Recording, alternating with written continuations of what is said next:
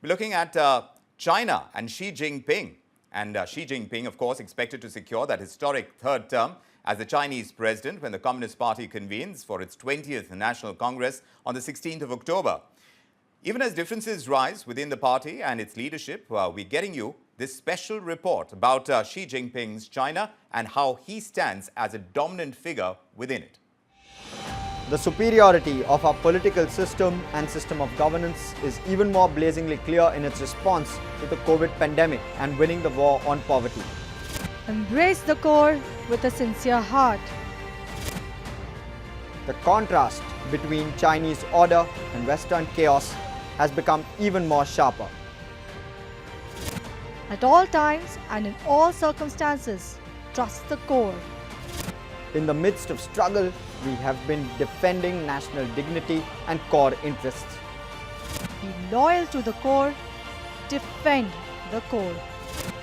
We must demonstrate the clear superiority of our country's socialist system in being able to concentrate forces to achieve big feats. Let's get perspective on now what could be a third term on Xi Jinping's reign as far as China is concerned. Maroof, Raza, consultant and strategic affairs expert, is joining us on this discussion.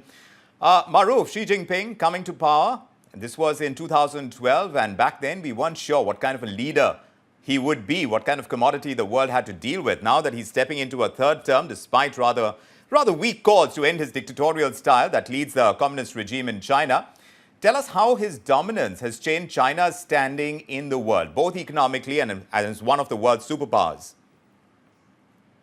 You know, Vikram, it's a multi-layered question, and therefore I'll have to give 5 or 6 bullet points. Point 1 is that in China, increasingly now, and Xi Jinping has actually pushed it, that the party is the state, and therefore the state should be happy to have a party like the CPC, which is now going to meet for its Congress, which is twice in a 10-year exercise.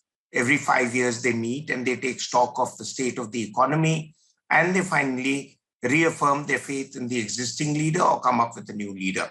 The second thing is Mr. Xi Jinping has actually gradually, steadily gone up the ladder. He came in as party general secretary. He then became president.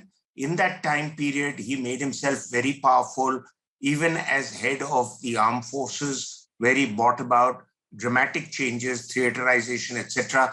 But most importantly, he came down on virtually every opponent on grounds of corruption. He wanted a corruption-free state. Few people know that his father was deputy prime minister. At one stage, he was a political royalty, but then his father was also imprisoned on charges of corruption during Mao Zedong's time. So he was thrown into the woods, actually into the caves for 7 years, and gradually rose up, but never lost faith in the party. So the party has rewarded him by saying that here is a man who actually believes in us, and here he is. But what has he achieved? Firstly, he has made China increasingly appear belligerent to the world. So the opinion about China has moved away from the peaceful rise of China to now what everybody fears, and the latest national security doctrines coming out of the US has very clearly identified as China as enemy number 1 for the US. For India, also there has been a change of opinion despite the earlier Wuhan summit and Mahabalipuram summits. Now, very clearly, every sensible Indian understands your threat is more from China than from Pakistan. Actually, Pakistan is China's lackey, so it is doing what China tells it to do. Let me take that across to Alastair as well, because with Xi Jinping, Alastair, now extending that presidency for another 5 years, at least, at the Communist Party Congress, he would in effect become China's most powerful leader since Mao Zedong. Do tell us about the relations between China and the rest of the world. How have they effectively changed since the time Xi Jinping has been in power? I think the big issue, of course, is it has to be seen as being China-US. And Xi Jinping's aspirations to unite China and Taiwan are, of course, at the center of that. Rather sadly, actually, the very lives improvements in the last few months, China-India border get lost in all this about Taiwan.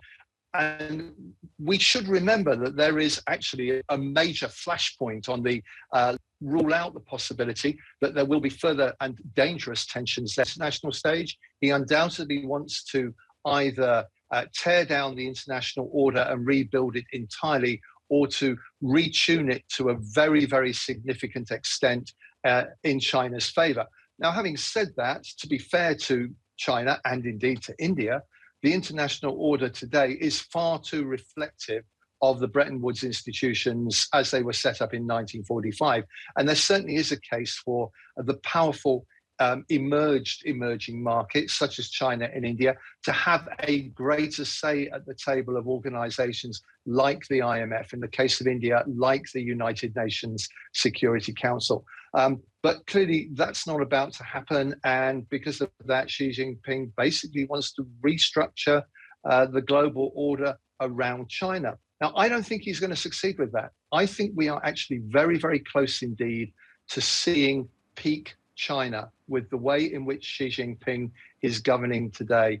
Autocratic, not listening to advice around him, wedded to his zero COVID policy, it would appear, really doing a lot of damage to the creativity of China's vital tech sector. Yeah. A lot of damage in the farming sector as well by trying to move China to food security because of the perceived threat from America. The demographic situation, aging population, the property market. I think we're going to see a China in the next near term which is well and truly stuck in the middle income trap. And that too has dangerous implications, because in those circumstances, I think the big risk is that Xi Jinping will become even more belligerent. And that's the risk that China is facing, and of course, as far as the world is concerned. But Maroof, now we've spoken about his expansionist policy as well, which has antagonized so many countries, Japan, India. There are several Asian neighbors where China has been pressing its claims to disputed islands in the South and East China Seas and territory high up in the Himalayas. He's also ramped up military and diplomatic pressure on Taiwan, the island democracy that the Communist Party says belongs to China. And in fact, in Hong Kong, Xi Jinping's government responded to massive protests with a tough national security law, which eliminated political opposition. It altered the once freewheeling nature of the city. Now, if you look at the future that China holds for the world order and military supremacy under the controlled dominance of Xi Jinping, where are your expectations pegged? Alastair just shared his perspective on what he's expecting from the economic front. Well, a couple of points here. Firstly, Western predictions about dictatorial regimes have not always been accurate, especially in the case of China. Everyone has been saying that China is going to go down the tube economically, it's been growing too fast. But, unfortunately for their assessments, China continues to grow. Maybe the growth rate has slowed down from whatever 11% to 7.5%. And now, as the international agencies say 2.5%, others say 5% But the fact of the matter is, economies that are of the size of $16 to $18 trillion don't continue to grow rapidly. They will grow, but not so rapidly. Yes, there are hurdles. The property market is a big problem area. 30% of China's GDP is caught up in that. But we also have the same story with our property market. So if you're expecting India to boom and China to go into doom, I think, we've got to get a realistic assessment. The second thing is Xi Jinping has been talking about, the new era that comes in his time. So, there was a Mao era, there was a Deng Xiapong era, and there was the other era of Hu Jintao and others. But his is the new era. What is it, the new era that he's talking about? Three things: domestic consolidation and the people looking up to the party. And this is where leaders get people to respect the party, both by either providing massive economic growth or military flexing of muscles. And this is what he went out to do against India, and he's now planning to do against Taiwan. But if China is sensible, and I think they're pretty smart, they do a lot of homework. They did of the Gulf War. They've done recently of the conflict in the Balkans. They're looking at Ukraine, and they know however tough your military is, you cannot have a walkover against the people determined to stay independent and survive. And therefore, I don't think it's going to be a walkover over Taiwan, whatever they say. The second thing that he's looking at He's talked about a strategic partnership with the Russians. February 4 arrangement and a joint announcement between him and Putin clearly sent a message that China and Russia are going to go closer and closer together. Which is exactly what, yes, exactly. And finally, he is looking at putting China across in a leadership role in the world through various assets, increasing military clout, increasing the size of the Navy, increasing its claims on various territories. By 2049, which is when the Communist Party is going to be 100 years old, they want to be the most dominant nation in the world.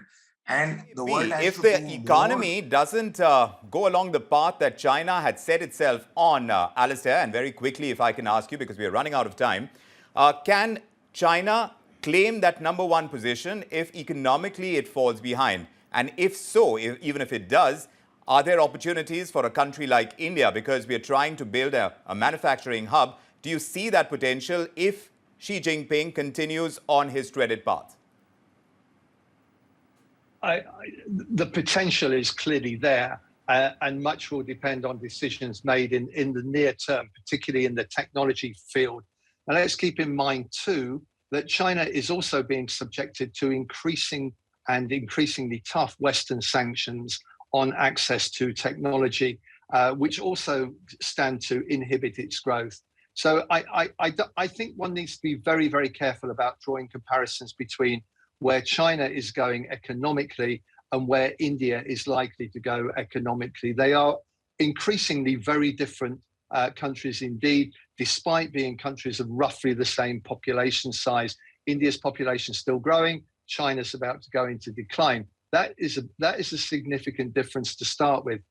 Headcount does matter at the end of the day, just as technology does. India, world leader in technology, not locked out of technology markets by the Americans. China, world leader in technology for sure, but can it stay there?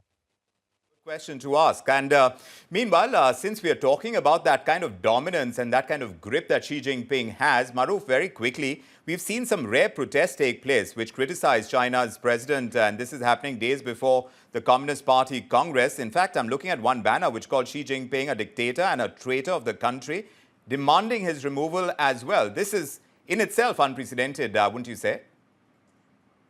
Yeah, to some extent. But the fact of the matter is that whoever replaces him, if he doesn't get his third term, and if he doesn't become chairman, which is what he's vying for to be on par with Mao, would be shades of the similar philosophy. So, yeah, there would be some elements which will stand up and protest. I wouldn't be too surprised if some of these protests are also staged by the party to show that China is a bit of a democracy at the end of the day.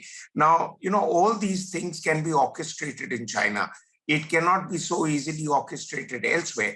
But there's a central point which, we miss out on. China will go to any extremes to get its leadership in the world. And I have argued in one or two articles that I've written that China actually spread the pandemic to basically show that the world's dictatorial systems like China are better placed to deal with a crisis than democracies are. As you saw, everyone was huddled in their own problems. Nobody was providing leadership to the world. So this is the model that China would go to any extent. Remember, during the Cultural Revolution, Mao Zedong killed over 45 million Chinese just to make a point. So China can live with debts. China can live with a crisis. But believe me, China is there to stay. And whatever we may wish, we should get our own act together instead of expecting China to collapse. Fair enough. Maroof, Raza, those are very interesting points that you make. And so also, Alastair, thanks very much for joining us on this discussion on the future of China under the continued leadership of Xi Jinping.